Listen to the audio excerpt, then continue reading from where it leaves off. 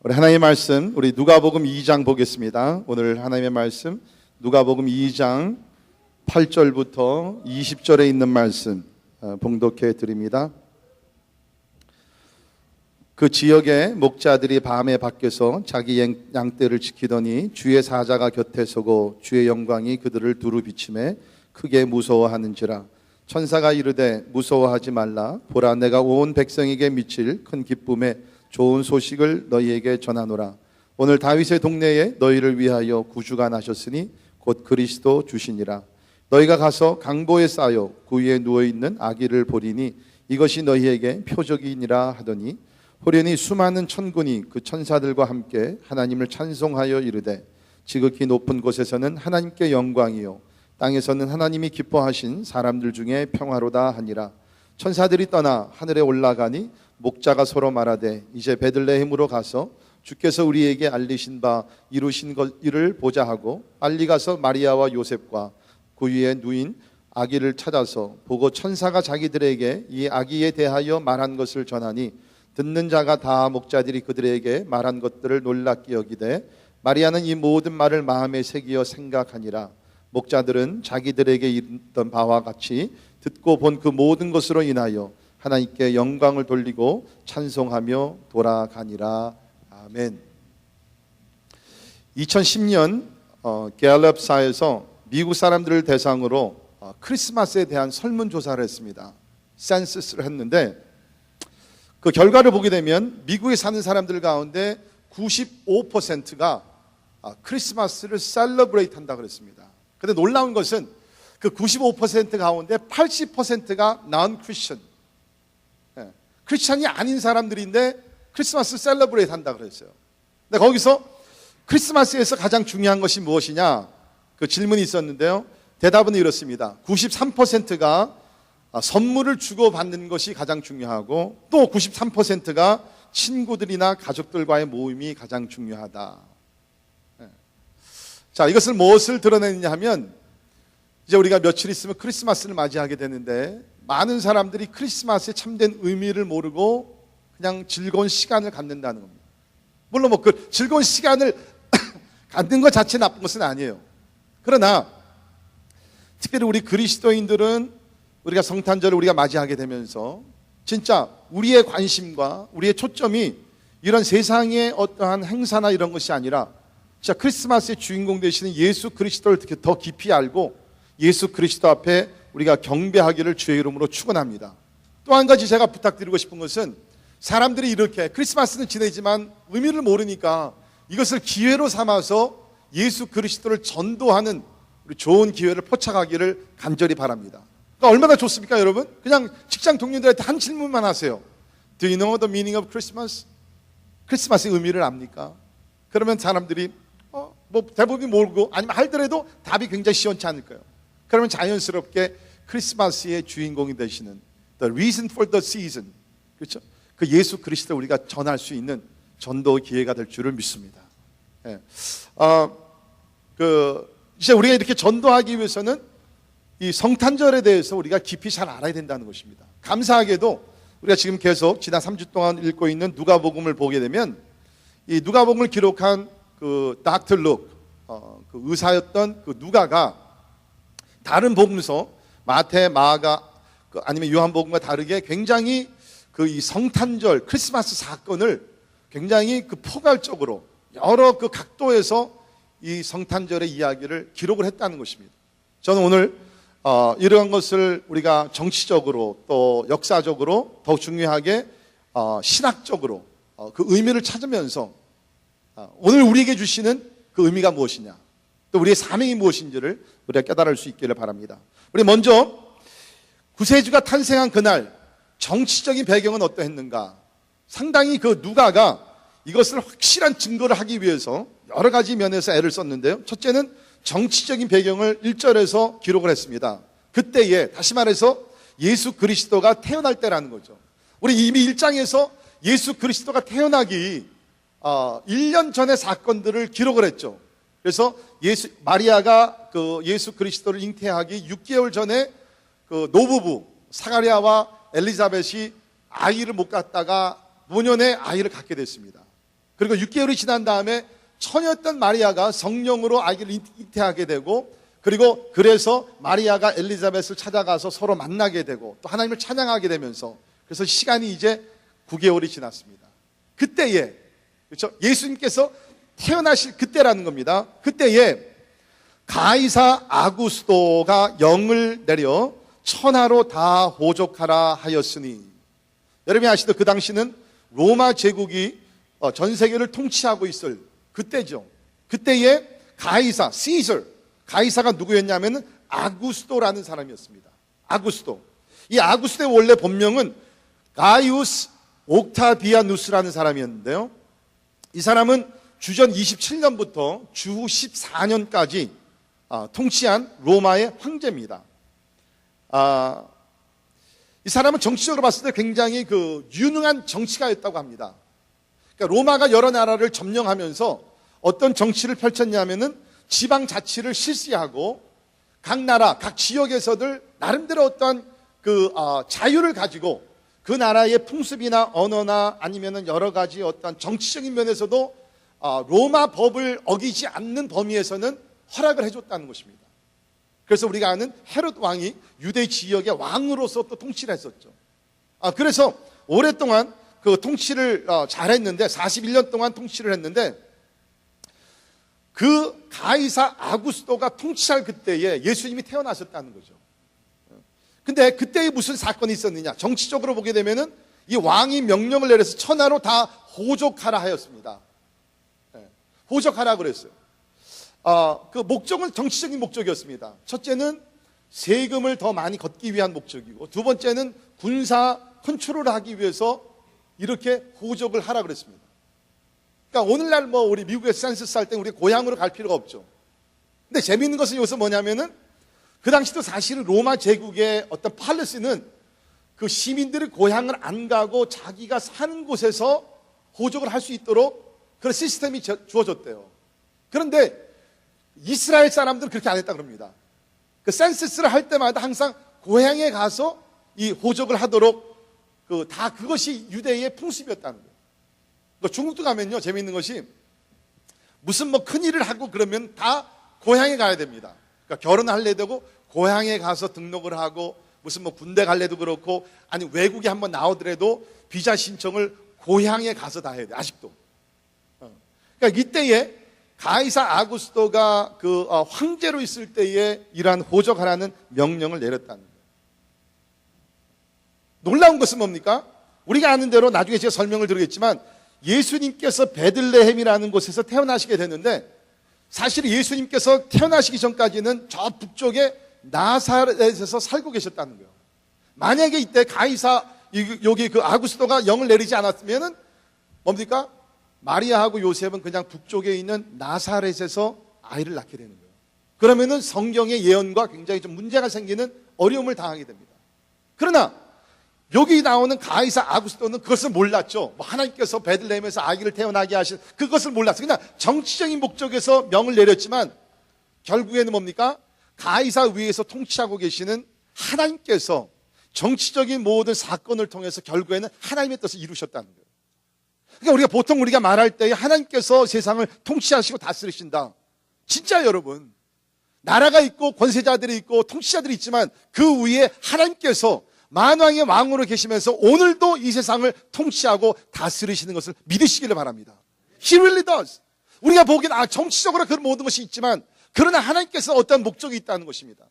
요새 북한에서 여러 가지 사건들이 많이 터져요. 하나님 모르시는 건 아닙니다. 하나님이 주권 가운데서 그것도 일어나고 있는 것이에요. 시간이 지나게 되면 왜 하나님께서 그런 일들을 허락하셨는지를, 하나님의 원인은 아니지만 하나님이 허락하셨는지 우리가 깨닫게 된다는 거예요.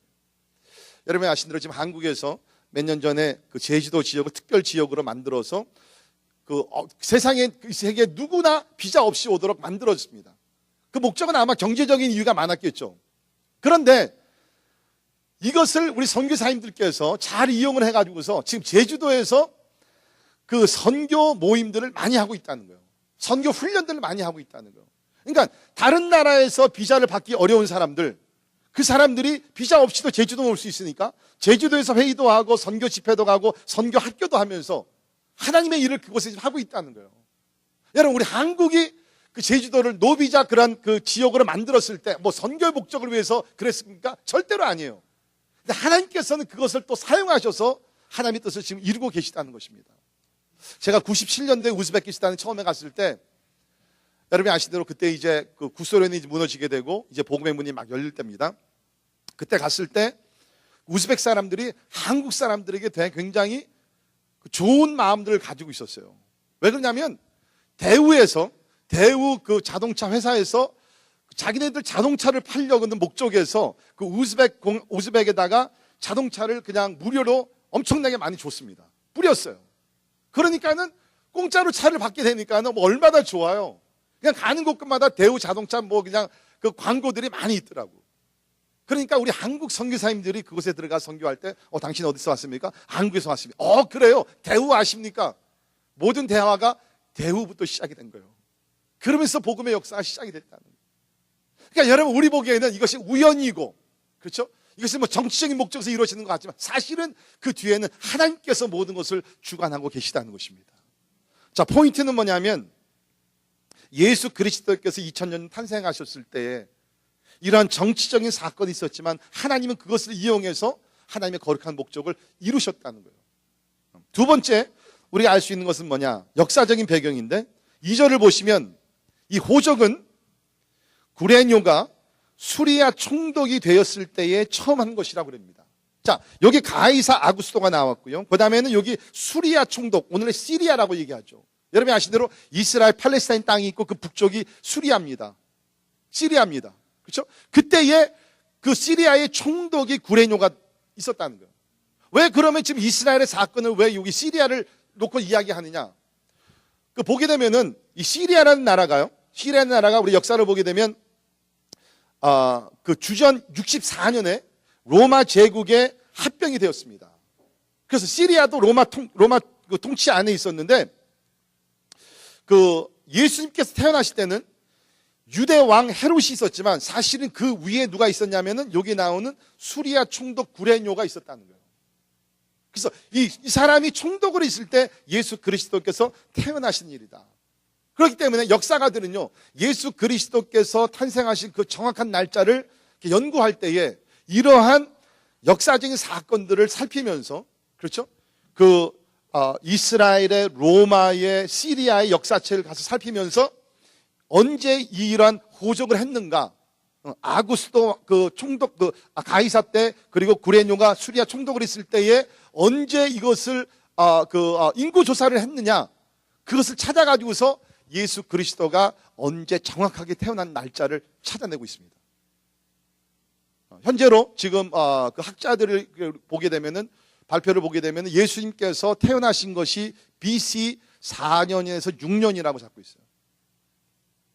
그러니까 포인트는 뭐냐면 예수님께서 태어나신 것이 역사적인 어느 순간에, 그렇죠? 오늘 우리가 2013년 12월 15일이라는 역사적인 그 시간에 우리 살고 있는데 예수께서 태어나신 것도 역사적인 어떤 순간의 그 시간 속에 태어났다는 것입니다. 다시 말해서 예수님의 탄생 이야기가 옛날 이야기가 아니라는 거예요. 옛날에 요셉과 마리아가 살았는데 뭐 그런 이야기가 아니라 정치적으로 보나 역사적으로 보나 예수님의 사건은 credible, 믿을 만한, 신뢰가 감이 가는 그러한 역사적인 사건이었다는 것입니다. 자, 그런데 우리가 오늘 본문 말씀을 보게 되면 사실은 이 사건을 기록한 이 누가는요, 어떤 뭐 정치적이나 어떤 역사적인 것보다는 사실은 신학적인 면에서, 성경적인 면에서 더 관심을 두었습니다. 다시 말해서 예수 그리스도의 탄생이 성경적으로 봤을 때 어떤 의미를 가지고 있느냐, 그것을 더 여기다 기록을 했습니다. 여러분이 아신 대로 우리가 누가복음은 우리가 첫 번째 시간에 봤지만은 누가가 데오빌로 각하, 로마 제국의 높은 지위를 가졌던 데오빌로 각하에게 보낸 글인데요. 역사적인 그 기록인데, 그러니까 여기서 보게 되면은 그 데오빌로가 하나님을 알던 사람이에요. 이제 그러면서 지금 이제 누가가 이것을 기록할 때는 무엇을 염두에 두었냐면은 예수 그리스도가 그냥 갑자기 어디서 그냥 나타난 그러한 이상한 아기가 아니라 이것은 구약에 있는 예언의 말씀이 이것이 성취된 사람이다. 성취된 하나님의 아리다. 그것을 여기서 설명을 하고 있습니다. 그런 포인트가 있었기 때문에 오늘 말씀 보게 되면 다윗이라는 이름이 3번씩 나옵니다. 4절 보세요. 요셉도 다윗의 집 족속이므로. 그냥 뭐 요셉이라고 그러지 않냐고, 다윗의 집 족속, 다윗의 후손이라는 거죠. 4절 하반절에도 보면 유대를 향하여 베들레헴이라 하는 다윗의 동네로, 그냥 베들레헴이 아니라 다윗의 동네시라 그랬어요. 그 다음에 우리 11절도 보게 되면 천사가 와서 소식을 전하면서 오늘 다윗의 동네에 너희를 위하여 구세주가 났다. 그러니까 우리가 읽으면서, 그렇죠? 무슨 뭐 성경에 깊은 어떤 지식이 없다 할지라도 이거 분명히 다윗이라는 이름이 어떤 특별한 의미가 있구나. 그래서 우리가 금방 깨달을 수 있죠. 자, 그러면 왜 여기서 예수 그리스도를 다윗의 후손으로 이야기를 하고 있느냐? 우리 마태복음 1장 1절에 보면 예수님의 탄생을 기록을 하면서 마태복음 이렇게 시작을 합니다. 아브라함과 다윗의 자손 예수 그리스도의 계보라. 그러면서 예수님의 족보를 이렇게 쭉 기록을 하게 되면서 이제 나가서 마지막에 예수 그리스도가 태어나는 것을 쭉 이렇게 기록을 했죠. 근데 거기 보게 되면 아브라함과 구약에 많은 사람들이 나옵니다. 조상들이 많이 나오지만 그 가운데 두 인물을 택했어요. 첫째는 아브라함. 왜? 믿음의 조상이니까. 둘째는 다윗의 자손 예수 그리스도다. 그렇다 그러면 분명히 다윗이라는 인물은 예수 그리스도와 굉장히 깊은 관계가, 연관성이 있다는 거죠. 자, 이 부분에서 우리가 구약 성경을 좀 알아야 합니다. 우리 사무엘하 7장 12절부터 17절에 보면 하나님께서 다윗 왕에게, 다윗이 살아있을 때에 이 말씀을 나단 선지자를 통해서 들려주셨어요. 이건 다윗이 살아있을 때 나단 선지자를 통해서 다윗이 들은 하나님의 말씀인데, 이거는 앞으로 일어날 일을 예언하는 것입니다. 보세요. 내 수완이 차서 내 조상들과 함께 누울 때에, 죽을 때에 내가, 하나님께서 내 몸에서 날, 내 씨를 내 뒤에 세워 그의 나라를 견고하게 하리라. 참, 우리가 이 부분만 읽으면은 다윗의 아들이 누구죠? 다윗의 아들 많이 있었지만 다음 왕으로 누가 올라와요? 솔로몬이죠. 그러니까 우리가 책 볼 때 솔로몬 왕을 여기서 얘기한 것이나 그렇게 생각할 수 있어요. 그런데 계속 읽어봅시다. 그는 내 이름을 위하여 집을 건축할 것이. 맞아요. 솔로몬이 하나님의 성전을 세웠잖아요. 자, 그런데 그 다음 보세요. 나는 그의 나라 왕위를 영원히 견고하게 하리라. 영원히 견고하게. 솔로몬은 살다 죽었어요. 솔로몬의 성전도 허물어졌습니다. 그러니까 we know that it's not about Solomon. 솔로몬을 여기서 얘기한 것이 아니죠. 영원히 견고하게 하리라. 나는 그에게 아버지가 되고 그는 내게 아들이 되리니 그가 만일 죄를 범하면 내가 사람의 매와 인생의 채찍으로 징계하려니와 내가 내 앞에서 물러나게 할 사울에게서 내 은총을 빼앗은 것처럼 그에게서 빼앗지는 아니하리라. 내 집과 내 나라가 내 앞에서, 보세요, 영원히 보존되고 내 왕위가 영원히 견고하리라 하셨다 하라. 강조가 뭡니까? 영원히 나라가 영원히 보존되고 영원히 세워지리라. 누구를 놓고 얘기한 거예요? 다윗의 후손으로 오시게 되는 예수 그리스도와 예수 그리스도의 나라를 놓고 얘기하는 것이에요. 그렇기 때문에 구약을 알던 유대인들은 알았어요. 메시아를 기다리고 있었습니다. 구원자를 기다리고 있었습니다. 그 구원자는 어느 혈통을 통해서 다윗의 후손으로 분명히 올 것이다. 왜? 하나님께서 다윗에게 이것을 약속하셨기 때문에.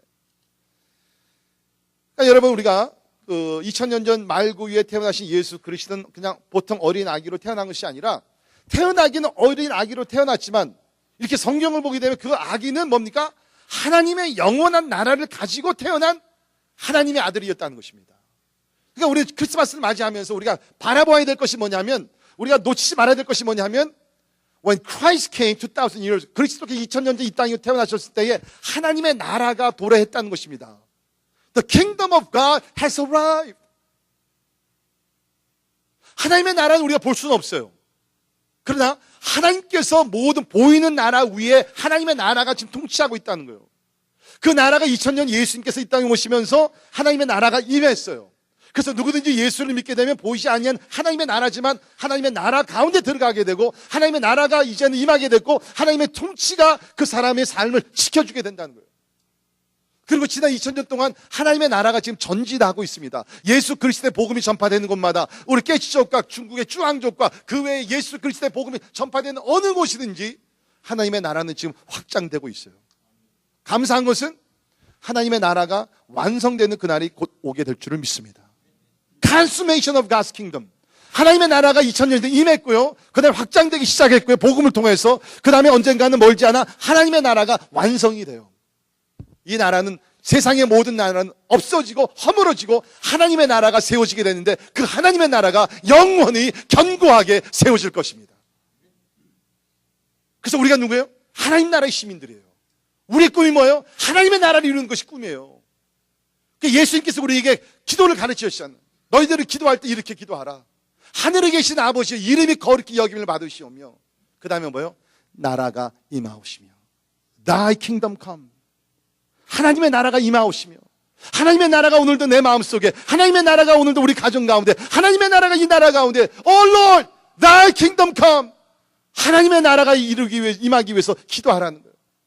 그런데 그 하나님의 나라는 2000년 전 예수 그리스도께서 베들레헴에 태어나셨을 때 하나님의 나라가 임했다는 거예요. 여러분, 만약에 예수님께서 2000년 전 이 땅에 오시지 않았다 그러면 하나님의 나라는 없어요. 우리가 하나님의 나라에 들어갈 수도 없어요. 우리가 지금 하나님 나라에 들어가서 살지 않고 있다 그러면 여러분, 우리 마음속에 평강이 없습니다. 좌절감과 우리의 어떤 죄책감과, 우리는 죄악 속에서 우리는 하나님의 나라에서 우리가 누릴 수 있는 하나님의 보호와 하나님의 평강과 하나님의 기쁨과 하나님의 소망을 누릴 수가 없어요. 그런데 예수께서 2000년 전 하나님의 나라를 가지고 왔고, 예수를 믿는 자들마다 하나님의 나라가 임했기 때문에 우리가 바른 세상에 딛고 살지만 우리가 영적으로 하나님의 시민, 하나님 나라의 시민이 되었기 때문에 하나님 나라에서만 누릴 수 있는 영적인 보호와 하나님의 평강 속에 살고 있는 것을 믿으시기를 바랍니다. 하나님의 나라가 임한 것이, 하나님의 나라가. 여기서 우리가 보면은 이 다윗의 동네가 나오는데, 이것은 우리가 다름 아닌 베들레헴입니다. 그런데 베들레헴을 다윗의 동네라고 얘기했어요. 이것 역시 우리가 구약으로 올라가 보면 사무엘상 20장 6절에 보면 이것도 예언이 되어 있는데, 내 아버지께서 만일 나에 대하여 자세히 묻거든 그때 너는 말하기를 다윗이 자기 성읍 베들레헴, 다윗이 자기 성읍 베들레헴. 그러니까 유대 사람들에게는 베들레헴은 다윗의 성이었습니다. The city of David was Bethlehem. 그러니까 예수님께서 여기서 베들레헴에서 태어나신 것이, 이것이 우연이 아니라는 거예요. 다윗의 동네 베들레헴에서 태어날 것이라는 것이 미가서 5장 2절에 보면 이것이 또 예언이 됐습니다. 자, 미가서 5장 2절에 보게 되면 말씀이 기록이 되어 있는데, 같이 한 목소리 읽겠습니다. 시작. 베들레헴 에브라다야, 너는 유다 족속 중에 작을지라도 이스라엘을 다스릴 자가 내게로 나올 것이라. 그의 근본은 상고의 영혼에 있느니라. 그러니까 영혼부터 영혼까지 계시는 이제 그 메시아가 나오게 되는데, 어느 동네에서? 유다 족속 중에 작은 마을 베들레헴에서. 여기 에브라다는 베들레헴의 다른 이름입니다. 원래 이름이 에브라다인데 이제 나중에 베들레헴이 됐어요. 근데 바로 메시아가 다른 동네가 아닌, 이스라엘에 많은 동네가 많죠. 제일 유명한 것은 예루살렘이죠. 근데 예루살렘이 아니었어요. 가버나움도 아니었어요. 하나님께서 지정하신 것은 다윗의 동네. 왜? 다윗의 후손으로 오고 다윗에게 주셨던 약속이 이루어질 사람이 바로 그 메시아고, 그 메시아가 베들레헴에서 태어나게 될 것이다. 그래서 결국에는 예수 그리스도가 다른 것이 아닌, 그야말로 어떻게 보게 되면은 이 베들레헴은 우리 나사렛, 그 마리아와 요셉이 살고 있었던 그 나사렛에서는 한 144km, 거의 한 90마일 떨어진 곳이지만 나사렛에서 태어나게 하지 아니하시고 하나님께서는 이 베들레헴에 와서 태어나게 하셨다. 왜? 성경적인 이러한 예언과 예언 성취가 있어야 되기 때문에. 그러니까 다시 말해서 모든 것이 이렇게 우연이나 어떤 사고로서 이루어진 것이 절대로 아니라 철저한 하나님의 계획과 섭리 가운데서 이것이 이루어졌다는 것입니다. 사랑하는 성도 여러분, 저는 여기서 여러분에게 이런 말씀 드리고 싶습니다. 절대로 여러분의 삶이 여러분의 것이 아닙니다. 여러분이 주장하시는 것이 없습니다. 우리는 내가 모든 것을 결정하고 내 뜻대로 하는 것 같지만 사실은 그것이 아니라 나를 창조하시고 나를 구원하신 하나님과 예수 그리스도 안에서 우리의 삶이 하나씩 하나씩 펼쳐가게 될 줄 믿으시기를 바랍니다. 걱정하지 마세요. 하나님이 여러분을 창조하셨고 하나님이 여러분을 이 땅에 보내셨고 하나님이 여러분을 예수 그리스도를 믿어 구원받게 하셨다 그러면 사람의 뜻이 아니라 하나님의 뜻이 온전히 이루어지게 됩니다. 하나님은요 우주 만물을 다 움직여서 하나님의 뜻을 이루시고 있다는 거예요. 우리 교회가 계획하며 우리가 추구하는 모든 일들이요 그냥 이루어지는 것이 아니라 하나님께서는 우주 만물을 역사 움직이시면서라도 하나님은 하나님의 목적과 뜻을 이루신다는 거예요.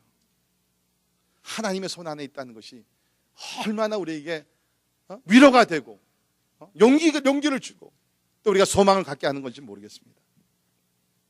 자, 그래서 이 누가는 예수 그리스도의 탄생을 정치적인 배경과 그리고 여기서 역사적인 배경과 더욱더 중요하게 신학적인 성경적인 배경을 이렇게 설명을 했어요. 이제 그러면서 모든 것이 다 이제 세팅이 됐죠. 여기에 이제 주인공들이 나옵니다. 여기에 인물들이 나옵니다.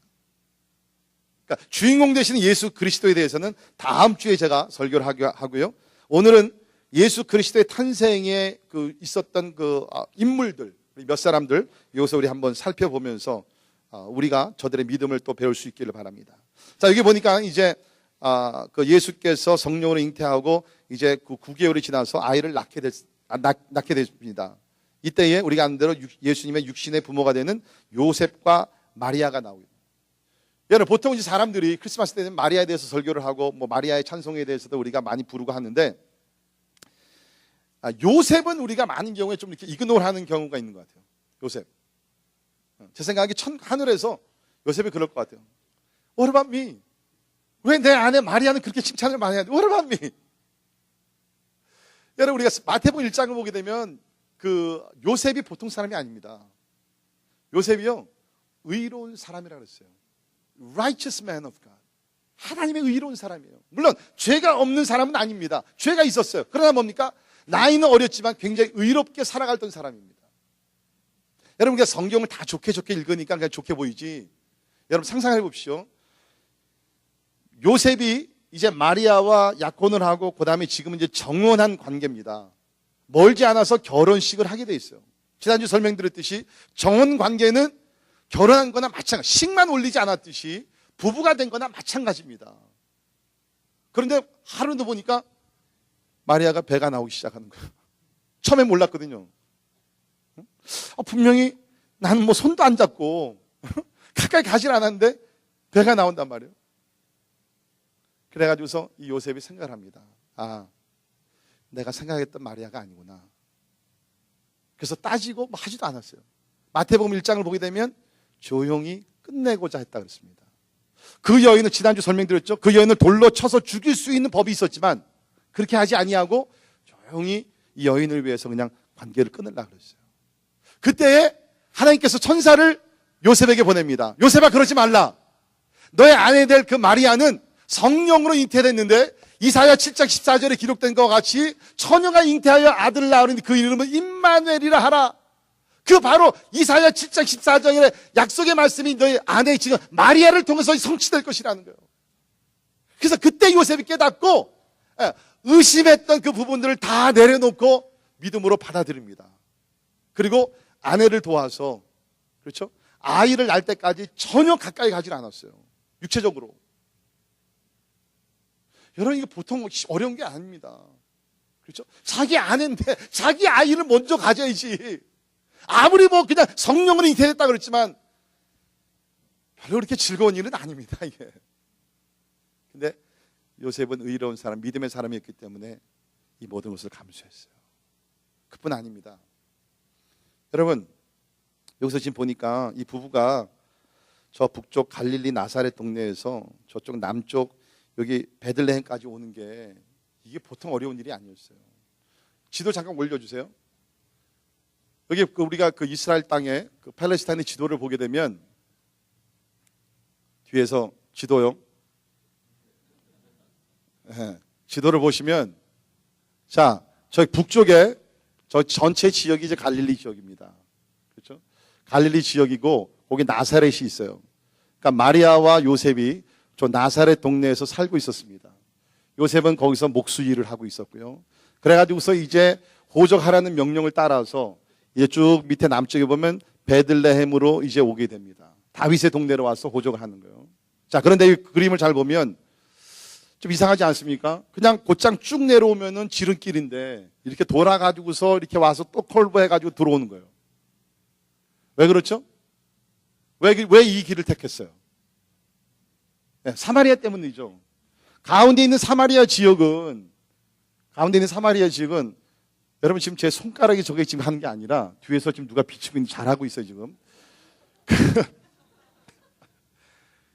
여러분이 아신 대로 사마리아 사람들은 피가 섞인 유대인입니다. 옛날에 그 아수르 사람들과 전쟁을 하게 되면 피가 섞였다 그래가지고서 거기는 더러운 지역이라 그랬어요. 그래서 유대인들은 그 사마리아 지역을 지금은 돌아가지 않습니다. 사마리아 지역을 피해서 요단강을 건너서 동쪽으로 와서 쭉 내려온 다음에 사마리아 지역이 다 끝난 다음에 다시 여리고를 통해 가지고서 예루살렘을 거쳐서 베들레헴으로 들어오는 거예요. 이것이 90마일이라고 합니다. 뭐 요새 같으면 90마일 뭐 문제 없죠. 뭐 자동차 타면 뭐 1시간 반 정도 가면은 가는 거리입니다. 그런데 그 당시는 여러분 이게 얼마나 먼 거리예요. 산도 있죠. 강을 건너야 되죠. 이 보통 거리가 아닙니다. 아마도 마리아는 나귀를 탔을 거예요. 나귀를. 고집사님 지금 우리 고정 집사님 몇 개월째죠? 6개월. 내가 오늘 2부 예배 고정 집사 참석했으면 내가 좀 불러다가 여기서 저 플레이를 하려고 그랬는데 오늘 봉사 담당이라서 지금 없어서 참 안타까운데 집사님 생각해 보세요. 만약에 만삭이 되어가지고서 배가 이렇게 나왔는데 고정 집사님을 나귀에 태워서 90마일을 많이 걸어가야 된다 그러면 이 보통 일이 아니죠. 가끔 보면 뭐 성도님들이 그런 얘기해요. 목사님, 우리는 뭐 애가 태어날 때 그냥 아니면 여기 나이 드신 분들은 옛날에는 우리가 병원에서 뭐 태어났습니까? 다 집에서 막 어떤 부엌에서 엄마가 일하다 갑자기 애가 나왔는데 그게 자기였다고. 진짜인지 거짓말인지 모르겠지만 그러면 자기 출생할 때에 있었던 사건들을 얘기하면서 뭐라고 얘기해요. 여러분, 혹시 여러분들 가운데 출생할 때 좋지 않은 어떤 기억이 있으면 기억도 안 나겠지만 Think about Jesus. 예수 그리스도 마리아를 한번 생각해 보세요. 이 먼 거리를 나귀를 타고서 걸어서 오게 돼요. 자기 애가 아니에요. 쉽게 얘기하면 자기들이 원해서 우리가 하나님의 아들을 우리가 태어나게 할게요. 그것도 아니에요. 하나님께서 일방적으로 와서 근데 성령으로 아들을 낳게 됐는데 하나님의 아들 예수 그리스도야. 그것뿐이에요. 이 먼 거리를 여행을 해가지고서 베들레헴에 왔어요. 호텔에 가서 문을 두드립니다. 방이 없습니다. 다음 블락에 가지고서 모텔에 가서 두들깁니다. 방이 없습니다. 다음 블락에 가서 오피스텔에 갑니다. 방이 없습니다. 성경에는 기록되어 있지 않지만 제 생각에 굉장히 특별히 마리아가 굉장히 실망했을지 몰라요. 아니 하나님의 아들을 지금 낳아야 되는데 성령께서 아들을 잉태하게 하는데 9개월 동안 고생을 해가지고 이제 아이들 낳게 되면 적어도 출산할 때는 좀 좋은 곳에서 아이를 낳게 하셔야 되지 않느냐. 방이 없어요. 방이. 근데 이 모든 이 어려운 과정들을 요셉과 마리아가 다 감수를 했다. 그뿐 아니죠. 아이가 태어나자 헤롯 왕이 전국에 또 명령을 내립니다. 나 외에 다른 왕이 태어났어? 내가 다 죽여버릴 거야. 2살 밑에 아이를 다 죽이라고 명령하죠. 그래가지고서 남쪽으로 쭉 내려가서 애굽으로 또 피신을 하게 됩니다. 여러분, 우리가 주의 일을 한다는 것이 이렇게 즐겁고 사람들에게 화려하게 보이고 glorious, it's not. 하나님의 일을 하기 위해서는 고생을 감수해야 돼요. 지난주에 말씀드렸지만 마리아와 요셉이 아이를 갖게 되면 사람들이 비난의 소리를 많이 들었어요. 저 불륜의 여인이라고. 그런 것을 다 감수할 수밖에 없어요. 마리아와 요셉 보통 사람들이 아니었어요. 우리 또한 하나님의 일을 감당하기 위해서는 이러한 어려운 일들을 우리가 다 감수하며 나가야 된다는 것입니다. 자, 그런데 여기서 보게 되면 또 다른 인물들이 나옵니다. 누굽니까? 목자들입니다. 목자들. 이 기쁜 소식이 메시아가 태어난다는 그 소식이 천사를 통해서 다른 사람들이 아는 목자들에게 먼저 전해집니다. 여러분, 그 당시의 목자들은요, 가장 천한 직업을 가진 사람들은 목자라 그랬어요. 더러운 사람들을 목자로 새기겠습니다. 왜? 나가서 양들을 치게 되면서 냄새가 얼마나 나. 그러니까 이 사람들이 사실 이제 우리가 성경을 보게 되면 이 사람들은 성전에 와서 예배도 못 드리는 사람들이었습니다. 허락이 안 됐어, 이 사람들한테는. 더럽고 천하고 사람들한테 버림받은 사람들이 목자들이에요. 그런데 하나님께서는 희한하게 세상에 다른 사람들에게 이 소식을 먼저 전하지 아니하고 바깥에서 양을 치던 목자들에게 먼저 이 기쁜 소식을 듣게 합니다. 분명히 어떤 의미가 있겠죠. 저는 이것을 묵상하면서 두 가지 의미가 있다고 보는데, 첫째는 예수 그리스도는 낮고 천한, 연약한, 병든 진짜 사람들에게 버림을 받은 사람들을 사랑하고 구원하고 돌보기 위해서 오신 하나님이십니다. 물론 오해하지 마세요. 그런 부자들은, 공부한 사람은 하나님께서 절대로가 아니죠. 적어도 마음적으로, 정신적으로, 그렇죠? 너무나 약하고 하나님이 필요로 하고 그런 사람들을 위해서 우리 예수님께서는 이 땅에 오신 것입니다. 특별히 여기 닥터 룩은 누가복음을 특별히 그런 불쌍한 사람들, 그 시대에서 버림을 받았던 여인들이나 어떠한 병을 가지고 있었던 사람들이나 어린아이들이나 과부나 이런 사람들에게 굉장히 초점을 많이 두었어요. 그래서 누가는 이 누가복음을 기록할 때 예수님의 설교도요, 좀 다른 면에서 기록을 했어요. 만든 것이 아닙니다. 예수께서 말씀하신 그 설교 내용인데 굉장히 좀 직선적으로 기록을 했어요. 예를 들면 누가복음 6장 20절에 보면 예수께서 눈을 들어 제자를 보시고 이르시되 너희 가난한 자는 복이 있나니 하나님의 나라가 너희 것이며 지금 줄인 자는 복이 있나니 너희가 배부름을 얻을 것이며 지금 우는 자는 복이 있나니 너희가 웃을 것이며. 비슷한 내용이 어디서 나오죠? 마태복음 5장에서 나오죠. 산상설교에서 나오죠. 마태복음 5장에서 어떻게 나갑니까? 심령이 가난한 자는 복이 있나니. 근데 누가는 그렇게 안 했어요. 여기 보니까 literally, physically 가난한 자는 복이 있나니 하나님의 나라가 너희 것이며 지금 줄인 자는 복이 있나니. 마태는 의에 줄이고 목마른 자는 복이 있나니 그렇게 했어요. 근데 여기서는 그렇게 안 합니다. 진짜 배고픈 자들 복이 있나니 너희가 하나님으로부터 배부름을 얻을 것이요 지금 우는 자는 복이 있나니. 마태복음에서 뭡니까? 애통하는 자는 복이 있나니. 근데 여기서는 그냥 여러 가지 문제를 당하면서 우는 자는 복이 있나니 너희가 웃을 것이며. 그러니까 마태는요 굉장히 좀 영적으로 많은 것을 풀이하면서 성경을 기록했고요, 누가는 실제적으로 사람들이 당하는 그 어려움과 고통과 아픔과 그 모든 것을 느끼면서 성경을 기록을 했어요. 아마 누가는 어쩌면 의사였기 때문에 자기가 환자들을 많이 보면서 이러한 아픔을 동정하면서 기록을 했는지는 모르겠어요.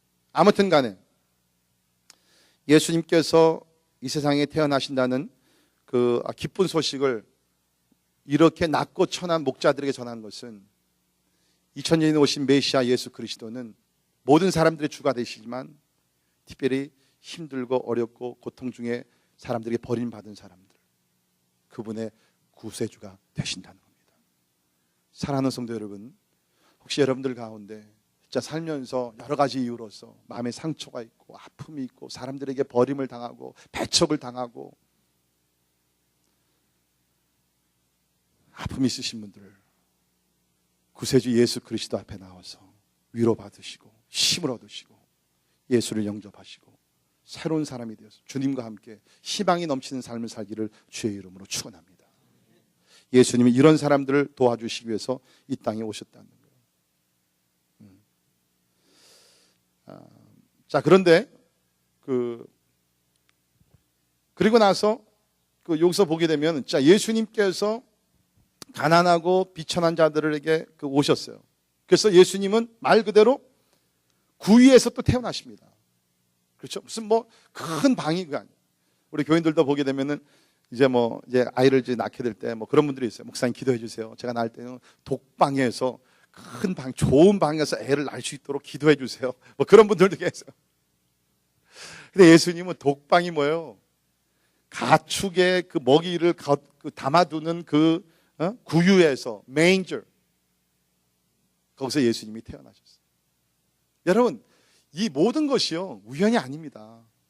예수님께서 방이 없어서 구유에 태어나시고 이러한 것이 우연이 아니에요. 이거는 하나님의 철저한 어떠한 영적인 어떤 의미를 가지고 예수님께서 베들레헴 마구간에 태어나신 줄 믿습니다.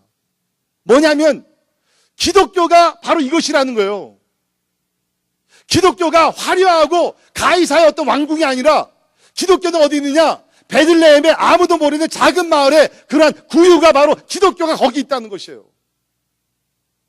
근데 오늘날 기독교는 어떻게 됐어요? 예수를 믿으면은 부자가 된다는 거예요. 힘을 갖게 된다는 거예요. 높은 건물을 쌓을 수 있다는 것이에요.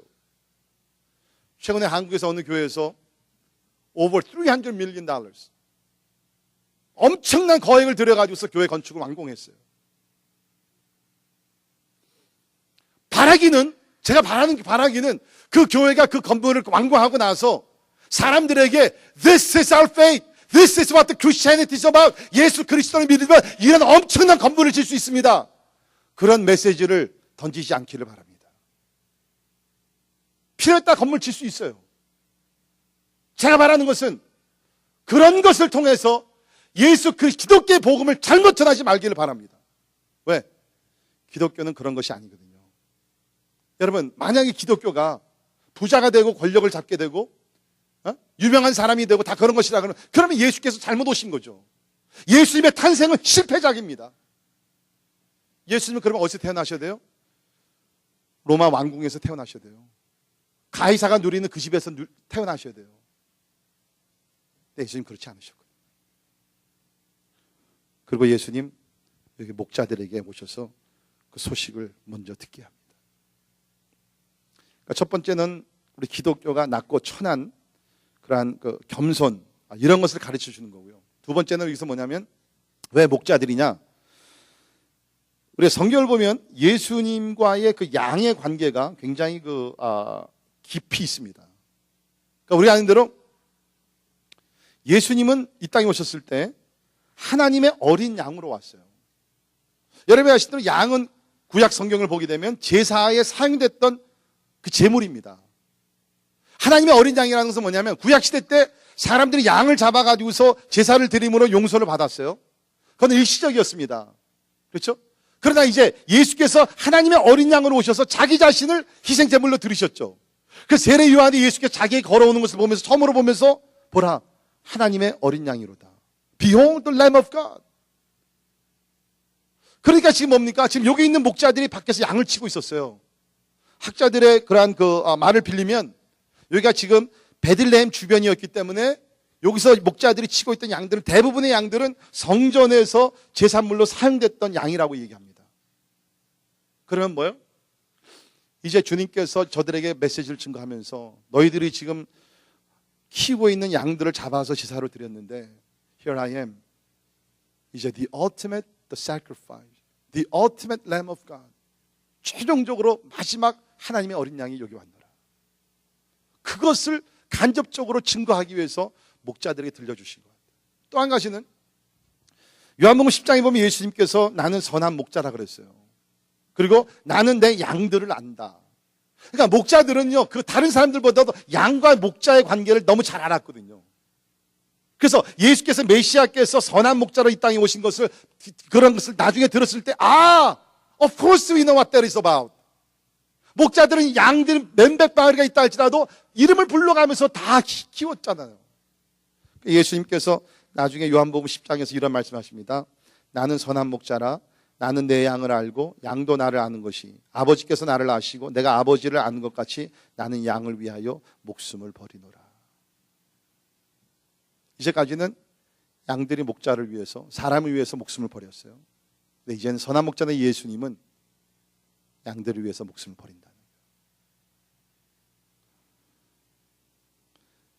이런 것들을 가르치기 위해서 예수님께서 제사장이나 서기관들이나 바리새인들이나 이런 사람들이 아니라 낮고 천하지만 선한 목자로 오신 예수 그리스도의 그 아름다운 모습을 가르쳐주기 위해서 목자들에게 먼저 이 기쁜 소식을 들려줬다고 믿습니다. 결론을 내리면서 지난 3주 동안 제가 소개한 사람들 있죠. 예수님의 이야기에 나타나는 그 인물들 소개했는데 첫째 주에 나이 많이 먹었던 사가랴와 엘리사벳 부부 아이를 가질 수 없었어요. 기적적으로 아이를 갖게 됩니다. 그 사람이 세례 요한이죠. 두 번째 마리아, 12살에서 14살 먹은 처녀였습니다. 처녀가 아이를 못 가져요. 그리고 거기 보면 마리아도 나사렛에 살던 굉장히 그 종이라 했어요. 슬레이브, 노예라 그럽니다. 낮고 천하고 아마 그 문맹이었다고 제가 말씀드렸습니다. 오늘 목자들, 이 세 종류의 사람들의 공통점이 뭐예요? 세상적으로는 뛰어난 면이 하나도 없어요. 하나님께서 들어 쓰셔서 사용할 만한 어떠한 가치나 배경이나 능력이나 이런 것이 가진 사람들이 아니에요. 이 사람들은 진짜 가능성이 없던 사람들이에요. Very highly unlikely to be picked by God and used for God's glory. 그런데 하나님께서 이 사람들을 택하셨어요. 사람들의 예상을 다 뒤집어 엎고 사람들이 상상도 못하는 사람들을 택하셔서 예수 그리스도의 탄생의 주요 인물들로 사용하셨어요. 공통점이 뭡니까? 믿음입니다. 하나님의 말씀이 임했을 때 믿었어요. 물론 사가랴는 조금 덜 믿었지만 그래도 믿었어요. 역대하 16장 9절에 보면 여호와의 눈은 온 땅을 두루 감찰하사 전심으로 자기에게 향하는 자들을 위하여 능력을 베푸신다 그랬습니다. 하나님께 찾고 계세요. 내가 누구에게 능력을 줄까? 내가 누구를 통해서 나의 거룩한 일을 성취할까? 여기 보니까 전심으로 자기에게 향하는 자들. 한마디로 뭡니까? 절대적인 믿음을 가진 사람들이에요. 사가랴, 엘리사벳, 세례 요한, 마리아, 요셉, 그리고 오늘 목자들 다 예수님의 초림을 준비하던 사람들입니다. 이제 우리는 예수 그리스도의 재림을 준비하는 사람들이에요. 하나님의 나라 완성이라는 것이 우리 앞에 있고요. 예수께서 재림하신다는 그 약속이 있습니다. 하나님은 예수 그리스도의 초림에도 여러 사람들을 하나님께서 부르셔서 하나님의 역사를 이뤄 나가셨듯이 예수님의 재림을 위해서도 하나님께서는 하나님의 사람들을 부르셔서 하나님의 역사를 이뤄 가실 줄 믿습니다. 조건이 한 가지예요. 믿음이에요. 전심으로 하나님을 의지하는 사람들, 전심으로 하나님의 말씀을 받아들이면서 어떠한 역경과 어떠한 고난과 어떠한 사람들의 비웃음과 어떠한 고통이 따른다 할지라도 하나님의 뜻을 이루기를 원하는 철저한 믿음을 가진 사람들을 통해서 예수 그리스도의 재림이 임하게 될 줄을 믿습니다. 여러분 모두가 그런 성도들이 되기를 주의 이름으로 축원합니다. 기도하겠습니다. 주여, 참 오늘날 많은 사람들이 크리스마스를 지내면서 그 의미를 모르고 그냥 지내지만 적어도 우리 그리스도인들은 예수 그리스도의 탄생이 얼마나 중요하고 그 의미가 어떻고 우리가 어떤 신앙생활을 해야 되는 건 분명히 깨달을 수 있도록 주님 도와주시옵소서. 하나님의 역사 가운데에서 이 땅에 오신 주님이여, 하나님 참 예수님께서 낮고 천한 곳에 임하셔서 머리 들 곳도 없이 가난하게 사셨고 결국은 십자가에 달려 죽으신 그 주님을 바라보며 우리도 주님을 닮아가는 거룩한 성도들 되게 하여 주시옵소서. 예수님 이름으로 간절히 기도합니다.